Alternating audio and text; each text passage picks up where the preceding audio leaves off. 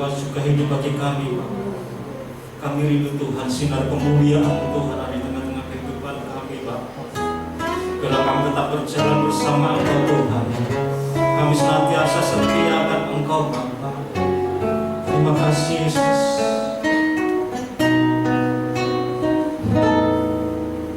Sinar kemuliaan-Mu, Bapa, memenuhi sekeliling. Ku rasakan hadirat-Mu, Kau tenggelamkan jiwaku. Ku ingin tetap tinggal bersama-Mu.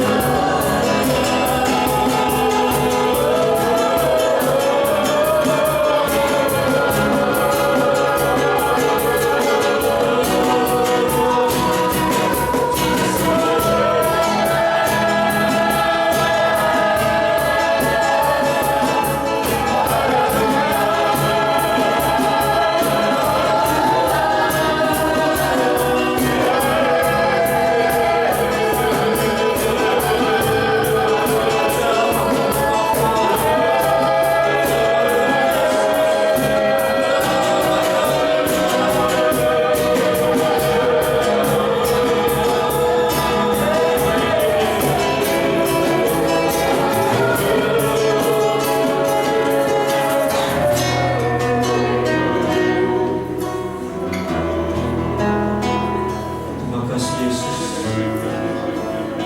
Makasih Yesus, Kau seperti aliran sungai Bapa yang terus mengalir dalam kehidupan kami Bapa. Kami rindu Tuhan, kami haus Bapa. Kami haus akan firman-Mu Tuhan. Bila firman-Mu Tuhan terus mengaliri hidup kami Tuhan. Makasih Yesus.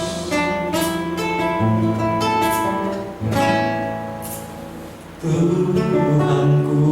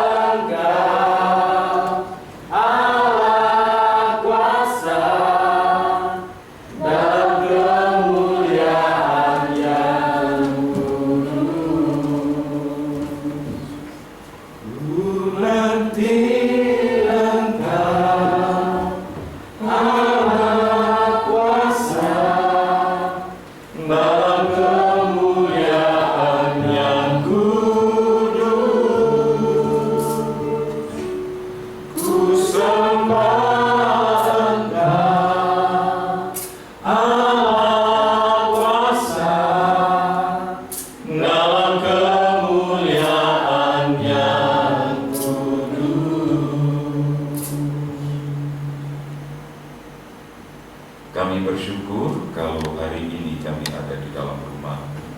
Terima kasih Tuhan, berbicaralah kepada kami sehingga kami mengerti apa yang jadi rencana-Mu dan rancangan-Mu sampaikan isi hatimu dan kehendak-Mu, sehingga kami bisa melihat rancangan-Mu adalah rancangan yang terbaik dalam hidup kami. Dalam nama Tuhan kami Yesus Kristus, kami berdoa dan mengucap syukur. Haleluya. Shalom Bapak Ibu, salam sejahtera di dalam nama Tuhan kita. Secara cepat saya ajak Bapak Ibu membuka di dalam Injil Matius pasal yang ke-14. Injil Matius pasal yang ke-14, perhatikan. Matius pasal yang ke-14, ayat yang ke-22.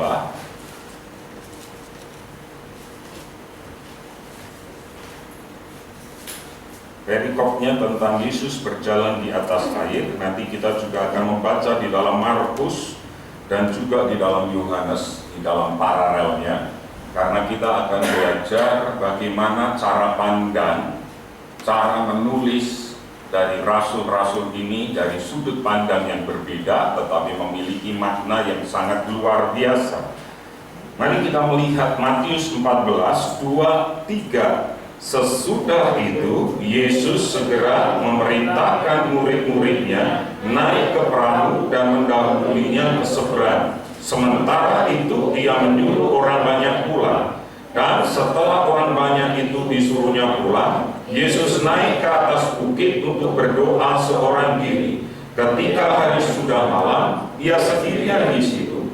Perahu murid-muridnya sudah beberapa mil jauhnya dari pantai dan diombang-ambingkan gelombang karena angin sakal. Kira-kira jam 3 malam datanglah Yesus kepada mereka berjalan di atas air. Ketika murid-muridnya melihat dia berjalan di atas air, mereka terkejut dan berseru, "Itu hantu!" Lalu berteriak-teriak karena takut.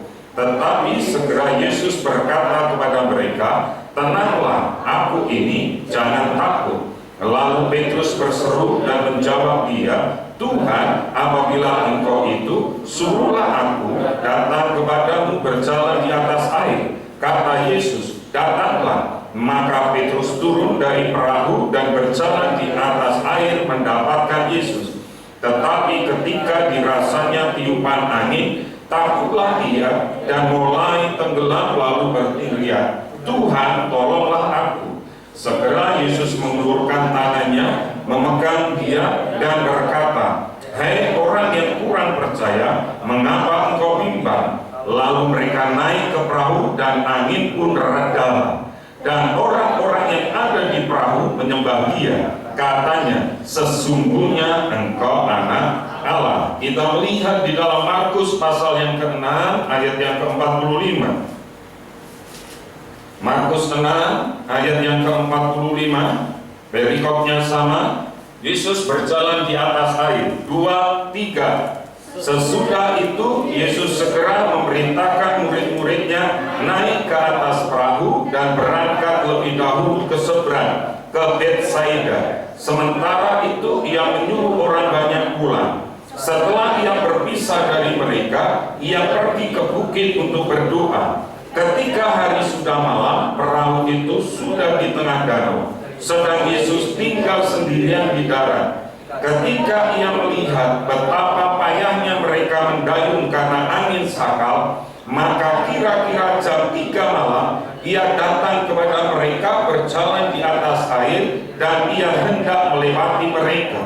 Ketika mereka melihat dia berjalan di atas air, mereka mengira bahwa dia adalah hantu. Lalu mereka berteriak-teriak, sebab mereka semua melihat dia dan mereka pun sangat terkejut. Tetapi segera ia berkata kepada mereka, "Tenanglah, aku ini, jangan takut." Lalu ia naik ke perahu mendapatkan mereka dan angin pun redalah. Mereka sangat tercengang dan bingung, sebab sesudah peristiwa roti itu mereka belum juga mengerti dan hati mereka tetap.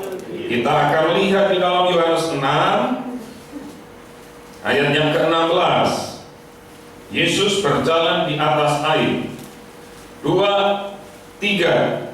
Dan hari sudah mulai malam, murid-murid Yesus pergi ke danau, lalu naik ke perahu, dan menyeberang ke Kapernaum. Ketika hari sudah gelap, Yesus belum juga datang mendapatkan mereka, sedang laut bergelora karena angin kencang.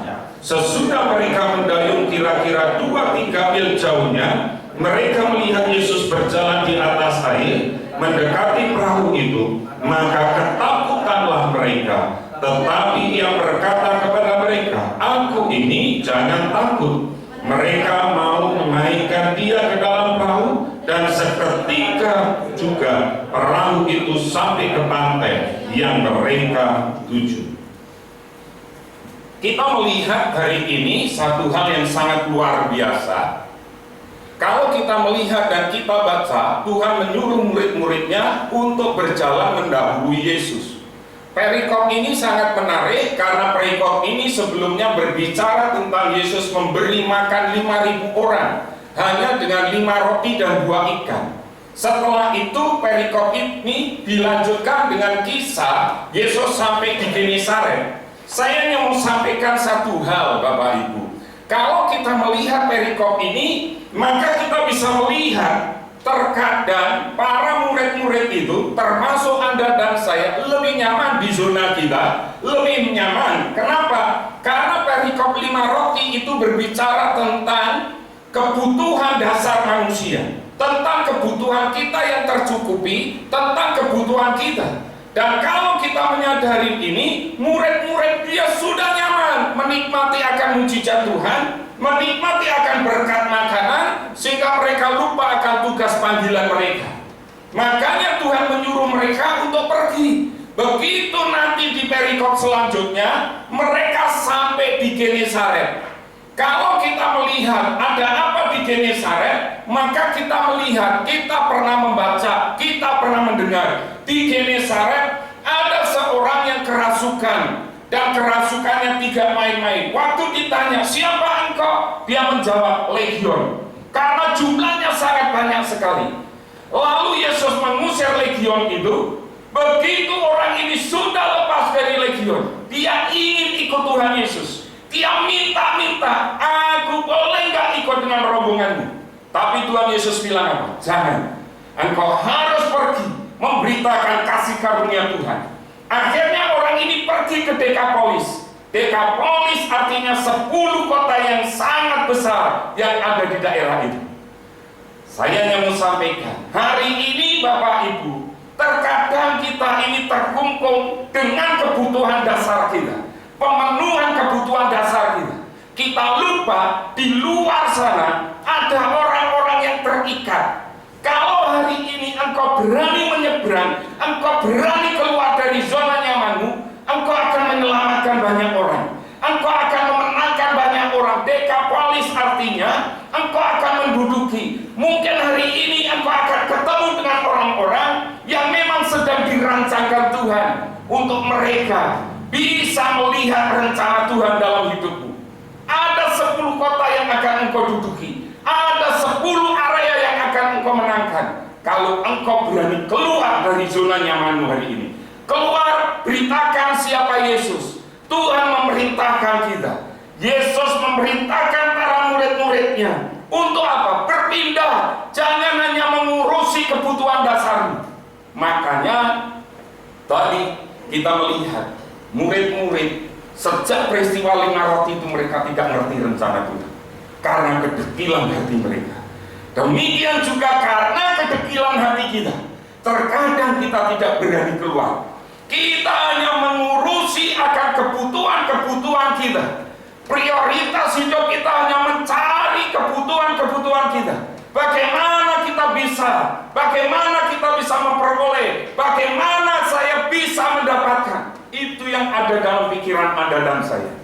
Oleh karena itu, hari ini Tuhan minta nyebrang, pergi, keluar dari zona nyamanmu, keluar dari segala kebutuhan-kebutuhan dasarmu. Ada satu rancangan Tuhan, ada rencana Tuhan untuk engkau memenangkan banyak orang. Dan kita melihat hari-hari ini di luar sana banyak orang yang hari-hari ini mereka terikat, dan engkau dan saya yang akan melepaskan mereka.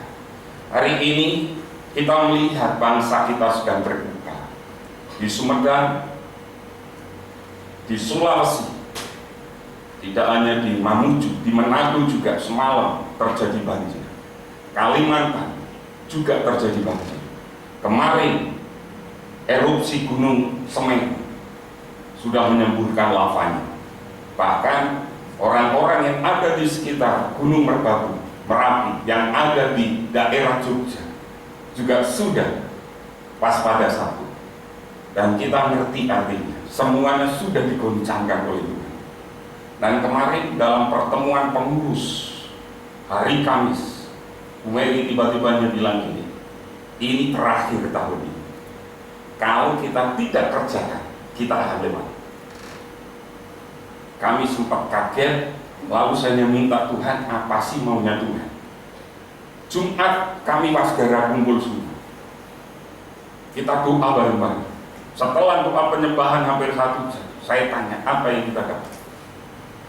Apa yang didapat sama seperti malam. Tuhan hanya ingin kita serius. Waktunya tinggal tahun ini. Kalau hari ini kau hanya memenuhi kebutuhan dasarmu, engkau nggak berani menyeberang, engkau nggak berani berbagi kepada orang-orang yang ada di sekitar Anda dan saya, kita akan lewat tahun ini. Bapak Ibu yang dikasihi Tuhan, yuk kita belajar hari ini. Kenapa? Karena Tuhan ingin Anda jadi berkat. Di dalam Filipi 2 ayat 15 dikatakan kita ini akan seperti bintang-bintang. Dan itu yang Tuhan mau. Banyak yang hari ini sedang terikat, entah itu terikat masalah ekonomi, entah itu terikat dengan masalah-masalah seksual, entah itu mereka terikat dengan segala persoalan yang ada di dalam dunia. Tugas Anda dan saya, kita harus berani menyeberang, kita harus keluar, jangan hanya memikirkan kebutuhan-kebutuhan dasar kita, tetapi keluar dan kita akan melihat banyak orang yang akan engkau dan saya selamatkan. Pada saat engkau dan saya melihat, mari kita berkata, Tuhan jadikan aku rumah doa supaya banyak orang yang akan Anda dan saya menangkan. Kekasih-kekasih Tuhan, jemaat yang dikasihi Tuhan, pada saat mereka disuruh Tuhan pergi, apakah mereka mengalami ketenangan? Yang nyuruh Tuhan, yang mengutus Tuhan, apakah mereka lalu mengalami jalan itu penuh hanya dengan seperti jalan tol, tidak ada hambatan? Tetapi faktanya kita melihat, waktu Yesus berdoa, Yesus melihat mereka mendayung dengan susah payah, karena danau itu tiba-tiba ada angin sakal, sehingga mereka kepayahan di dalam mereka mendayung. Tuhan melihat, dan dari sini kita bisa mengerti, kalau kita pun berjalan dalam rancangan Tuhan, Tuhan tidak berjanji hidup kita terus mulus, Tuhan tidak berjanji hidup kita terus berkemenangan, tetapi Tuhan izinkan akan ada badai, akan ada masalah, akan ada persoalan. Murid-murid mengalami itu. Ada badai yang sangat kencang, angin sakal mengguncangkan mereka. Tetapi kita bisa melihat, waktu hidupmu kau taruh di dalam mezbahnya, Tuhan akan datang menenteramkan hidupmu dan hidup. Tuhan datang, Tuhan akan memberi kedamaian, Tuhan datang untuk memberi kemenangan. Waktu mereka sedang dalam kepayahan, waktu mereka sedang dalam keputusasaan, Tuhan datang menjumpai mereka. Hari ini saya tidak tahu apa yang jadi pergumulan hidupmu, persoalan hidupmu, tetapi selama engkau fokus kepada Tuhan di tengah badai, jangan ngikutin para murid, karena para murid melihat cara pandang perspektif yang berbeda. Mereka berkata, itu hantu, itu hantu. Tetapi yang datang adalah Tuhan. Jadi hari ini kalau engkau punya pergumulan, engkau sedang menghadapi masalah, kalau engkau fokus kepada Tuhan, maka Tuhan datang menenteramkan hidupmu dan hidupmu. Saya percaya angin badai itu waktu Tuhan datang, pertanyaannya adalah, Apakah Tuhan waktu datang menjumpai mereka? Karena dia berjalan di atas air, dia berjalan di tengah gelombang, dia berjalan di tengah badai angin sakal. Apakah Yesus berjalan dengan sempoyongan? Tentu tidak. Kalau Yesus datang dengan sempoyongan akan lucu. Setiap air yang diinjak Tuhan akan jadi tenang. Oleh karena itu, kalau engkau datang hari ini dengan masalah, pandang Yesus, fokusmu adalah hanya Tuhan. Persoalan hidupmu hanya kepada Tuhan. Berapa waktu lalu kami keluarga mengadakan misbah doa hari-hari ini. Lalu kami cerita, satu cerita yang dari Bu Mary memberkati saya. Bu Mary cerita seperti ini. Ini kisah nyata, cuma lupa tempat dan kejadiannya. Apa yang terjadi? Ini di camp sebuah militer. Ada anak Tuhan, seorang prajurit. Dia setiap saat, ada waktu, setiap hari, ada waktu dia bersaksi, dia ceritakan siapa Yesus. Dia sampaikan bahwa Yesus itu Tuhan, bahwa Yesus itu hidup, dia juru selamat. Dia sampaikan kesaksian itu. Sehingga semua orang yang ada di camp itu ngerti, kalau ketemu dengan prajurit ini, pasti yang keluar cerita tentang Tuhan Yesus. Sehingga akhirnya komandannya marah, jengkel. Dipanggillah prajurit ini. Kalau Yesus itu hidup, kalau Yesus itu benar ada, kalau Yesus itu benar Tuhan, besok pagi-pagi kamu harus memindahkan semua barang-barang yang ada di depan barat masuk ke dalam gudang menggunakan mobil ini. Buat kita yang bisa setir nggak masalah, nyetir hal yang sangat mudah. Tetapi bagi orang yang tidak bisa nyetir, itu akan jadi persoalan yang serius.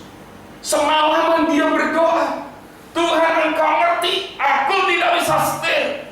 Engkau tahu aku tidak pernah, bahkan aku tidak mengerti cara menjalankan mobil. Jangan sampai aku mempermalukan Engkau. Itu doa prajurit ini. Benar, pagi-pagi dia lalui malam itu dengan penuh ketegangan. Dia bergumul dengan Tuhan. Waktu pagi hari dia ada di lapangan untuk ngampiri mobil itu, dia kaget. Kenapa? Tidak hanya komandannya, tetapi semua orang yang ada di dalam barak ini hadir untuk menyaksikan dia memindahkan barang dari depan barak sampai ke dalam gudang. Dia naik ke mobil itu, dia hanya berdoa. Dia nggak ngerti bagaimana cara menyalakan, dia nggak ngerti bagaimana cara memasukkan personeling, bagaimana cara ngegas, cara ngerem, dia nggak ngerti sama sekali. Pada saat dia berdoa, tiba-tiba mobil ini bisa berjalan, bolak-balik ngambil barang dan memindahkan sampai ke gudang. Begitu sudah selesai, dia turun dari mobil ini. Apa yang terjadi? Komandannya dengan semua prajurit yang ada sujud nyembah dia. Dia jadi kaget. Kenapa? Komandannya berkata, aku sekarang percaya kalau Yesus itu benar-benar hidup. Kamu tahu, mobil itu tidak ada mesinnya. Bapak Ibu bisa ngerti cerita kesaksian ini? Pertanyaan saya, kalau mobil nggak ada mesinnya bisa jalan? Ya bisa kalau didorong kan. Ini nggak didorong, mobil ini jalan. Padahal mesinnya sudah diambil sama komandannya, hanya ingin mempermalukan prajurit ini. Tapi justru dia dipermalukan oleh Tuhan. Hari ini kita bisa melihat, jangan sampai engkau dan saya mempermalukan Tuhan. Tuhan yang hidup, Dia yang akan mencukupi kebutuhan dasarmu, berkata, keluar, pergi, jadikanlah semua bangsa muridku. Dan kita melihat pada saat ada angin badai, Dia akan datang menenteramkan engkau dan saya. Dia akan memeluk engkau dan saya. Dia akan mengangkat engkau dan saya. Itu janji. Kalau engkau fokus kepada Dia, jangan seperti murid-murid hanya fokus dengan badai. Berikutnya saya mau bilang gini. Pada saat Yesus berjalan di atas air ini, Petrus melihat bolehkah aku datang kepadamu? Yesus bilang, kemari, datanglah. Dan Petrus keluar dari perahu itu dan berjalan di atas air. Saya ingin sampaikan ini, kalau hidupmu fokus kepada firman Tuhan, maka kau akan melihat kemenangan demi kemenangan. Meskipun pada faktanya di sekeliling masih ada badai. Waktu Petrus keluar dari perahu, dia dengar kata Tuhan yang adalah firman, datanglah kemari. Badai belum berlalu, badai masih terjadi. Petrus masih bisa berjalan di atas air. Selama engkau meyakini firman Tuhan itu ya dan amin dalam hidupmu, maka engkau akan melihat ada kemenangan yang akan engkau raih. Meskipun Tuhan berkata, aku akan menyertai, jangan khawatir. Tetapi sekelilingmu berkata, faktanya nyata bahwa engkau tidak punya apa-apa, engkau sedang dalam masalah. Tetapi kalau engkau pegang firman Tuhan, maka kemenangan akan diberikan kepadamu. Petrus, begitu dia melihat sekeliling lagi, jatuhlah dia tenggelam. Mari hari ini hiduplah di dalam firman. Firman berkata apa? Yakini itu, perkatakan itu dengan iman. Meskipun faktanya engkau belum melihat, meskipun kenyataannya tidak sesuai dengan harapan dan tidak sesuai dengan firman, tapi kalau engkau percaya, engkau akan melihat sebuah kemenangan. Bapak Ibu, di Indonesia pernah terjadi kebangunan rohani yang luar biasa di NTT Soe. Ini terjadi tahun 65. Kita tahu NTT itu daerah yang gersang. NTT sampai hari ini masih termasuk salah satu provinsi yang agak tertinggal, tidak semaju kita yang ada di Jawa. Gereja ada di sana. Dan dalam situasi seperti itu ada pergumulan politik di bangsa ini berkaitan dengan G30S PKI. Apa yang terjadi? Di tengah-tengah kondisi alam yang tidak bersahabat, tanah tandus dan lain sebagainya, politik di bangsa ini yang juga sedang kacau, ada anak-anak Tuhan yang berdoa. Berdoanya tidak seperti Anda dan saya. Mereka berdoa pakai kertas karena mereka gereja Protestan. Doa mereka tertib. Kalau yang satu berdoa, Bapa kami yang ada di surga, yang lainnya tidak boleh mengaminkan, tetap tenang. Tapi hari itu mereka dilawan oleh Tuhan. Sampai orang di sekitar mereka mengalami ketakutan. Pemadam kebakaran air sudah disiapkan. Karena apa? Karena orang yang di luar gereja melihat gereja ini terbakar, sudah mau dipadam. Tapi mereka heran. Mereka tidak melihat kebakaran gereja, tapi ada api di dalam gereja ini. Yang ada di dalam gereja mereka dengar suara seperti angin yang besar. Tetapi angin itu tidak menakutkan, justru membuat mereka semakin berdoa kepada Tuhan. Dan hari itu dimulailah kebangunan rohani di Soe di NTT. Pada waktu perjamuan, karena dalam situasi seperti itu tidak ada anggur, mereka pengen perjamuan kali ini benar-benar yang mereka minum nanti adalah anggur. Penatuannya di konsistori, kalau kita ya ruang Elia, berdoa bersama-sama. Dengan cara mereka, gereja Protestan yang tidak meledak-ledak seperti itu, mereka berdoa. Dan di dalam ruang konsistori itu ada seorang anak muda namanya Meltari. Dia jadi saksi. Bahkan dia menulis buku tentang kebangunan rohani yang ada di Soe dalam bahasa Inggris, tapi tidak pernah boleh diterjemahkan dalam bahasa Indonesia dan tidak boleh diterbitkan di Indonesia. Buku ini sudah dijual di luar negeri dan sekarang sudah tidak dicetak ulang lagi. Kalau itu terjadi dicetak dalam bahasa Indonesia, saya percaya ini akan membangkitkan api yang luar biasa bagi Indonesia. Waktu mereka berdoa bersama-sama ini, tiba-tiba ada seorang penatua bilang, Aku melihat Tuhan Yesus, dia berfirman bahwa air itu sudah jadi anggur. Mereka nggak punya anggur. Mereka nimba air sumur, dimasukkan di dalam kendi. Dimasukkan di situ, ditutup dengan kain putih. Tiba-tiba penatua bilang, Yesus berfirman bahwa air itu sudah jadi anggur. Lalu penatua yang satu bilang, oh ya, saya melihat Tuhan Yesus menumpang tangan pada kendi ini. Mereka lalu berkata, amin. Waktu mereka berkata amin itu, seorang penatua bilang, aku mau mencoba air ini. Aku mau mencoba anggur ini. Lalu dicedoklah anggur itu dan diminum. Dan dia berkata, luar biasa, saya tidak pernah minum anggur seenak ini. Dia duduk, penatua yang satunya berkata, aku juga ingin mencicipi. Diminumlah air itu. Waktu air itu diminum, penatua yang kedua berkata, luar biasa, ini anggur yang terlesat yang pernah aku minum. Di situ ada Meltari yang usianya baru 18 tahun.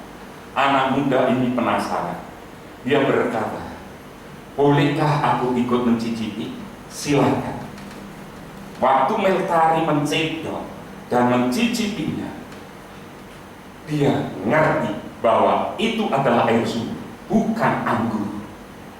Meltari diam waktu ditanya. Dia tidak berkata apa-apa. Dia diam. Lalu penatua yang ketiga, aku mau mencicipi. Waktu dicicipi, penatua yang ketiga berkata, iya, ini benar anggur. Mari kita ke gereja.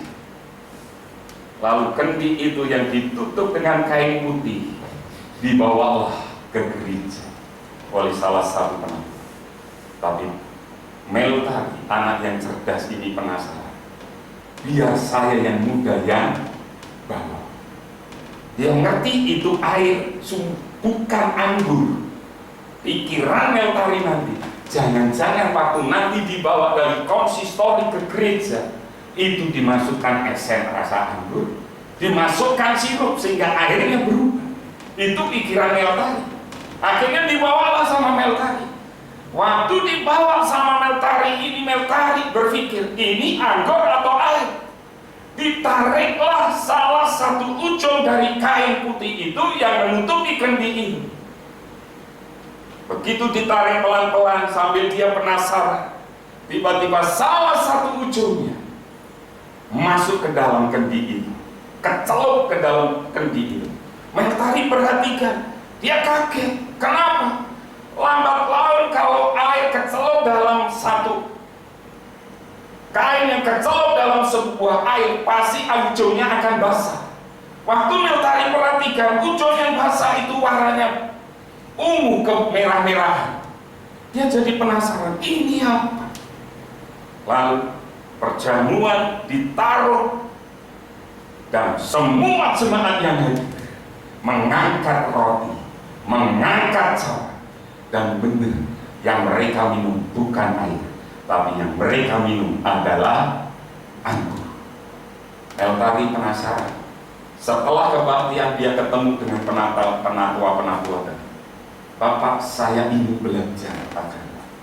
Saya tidak ngerti karena waktu saya tadi minum di ruang konsistori itu tidak anggur, itu adalah air. Penatua tertawa dan senyum sambil merangkul anak muda ini.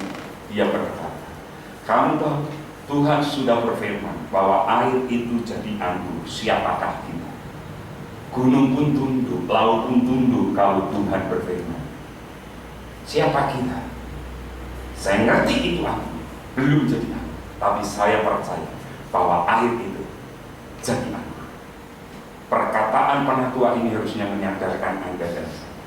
Kalau Tuhan sudah berfirman, apapun akan jadi dalam hidupmu dan hidup saya. Tidak bisa kita marah.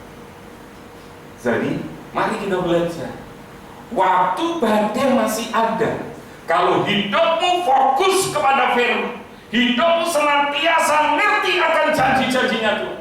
Meskipun fakta kenyataannya masih ada masalah, masih ada penyakit, masih ada pergumulan, janji Tuhan ya dan amin. Dia yang akan menyelesaikan bagimu dan bagiku. Kalau Tuhan sudah berfirman, tidak ada yang bisa menghentikan. Oleh karena itu, biarkan pelajaran Yesus berjalan di atas air, mengajarkan kepada Anda saya, yuk kita keluar dari zona nyaman kita. Belajarlah juga bagaimana kita, mata hati kita tertuju hanya kepada Tuhan. Dan kita juga belajar untuk mempercayai firman-Nya dan senantiasa memperkatakan firman. Tuhan Yesus memberkati. Mari kita tundukkan kepala. Ku hidup. Mari kita tundukkan kepala. Terima kasih Yesus. Satu pun dapat ku andalkan, semua karena cinta-Mu. Hidupku, ini jalanku, Yesus pegang tanganku, ku tak dapat hidup di luar kasih-Mu, Bapa.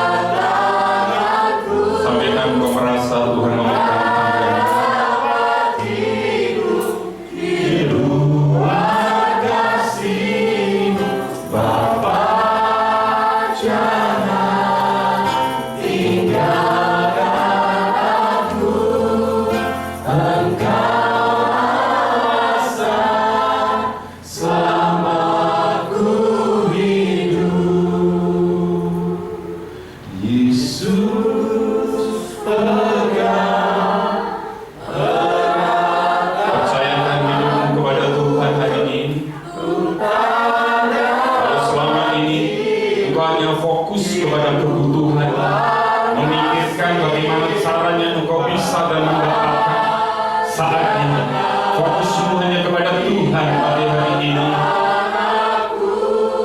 Terima kasih. Saya berdoa diberkatilah engkau hari ini, dipegangnya engkau dalam nama Yesus. Yesus berkata, air mata pun ditampungnya di dalam kirbatnya yang baru. Tuhan yang berjanji yang akan menyeberangkannya di tengah banjir. Tuhan yang berjanji yang akan memberitahumu sampai putih rambutmu. Itu dia dan kami. Terima kasih Tuhan. Terima kasih Yesus. Terima kasih Yesus.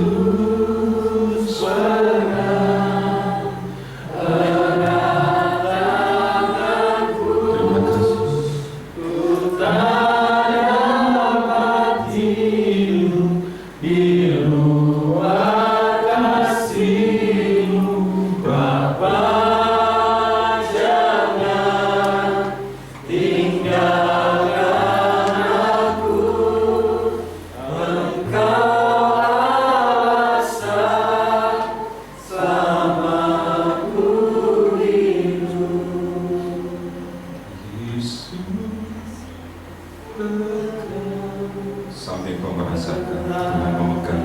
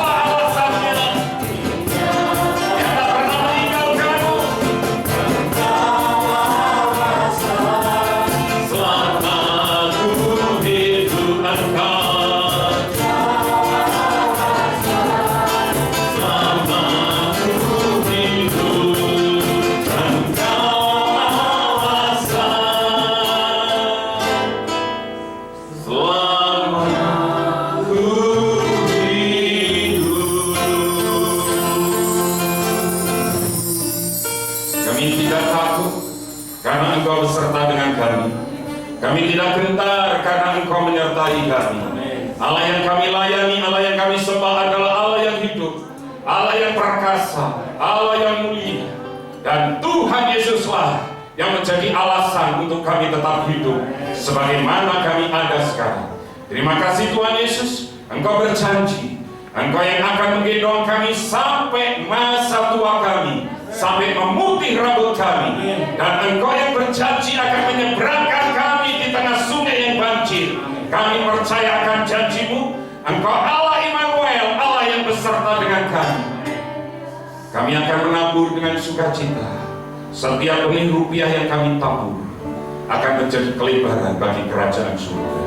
Di dalam nama Tuhan kami Yesus Kristus, kami berdoa dan memberi dengan sukacita. Haleluya. Amin. Beri kemuliaan buat Tuhan, Bapak-Ibu Saudara. Mari kita akan berikan persembahan kita pada pagi hari ini untuk Tuhan.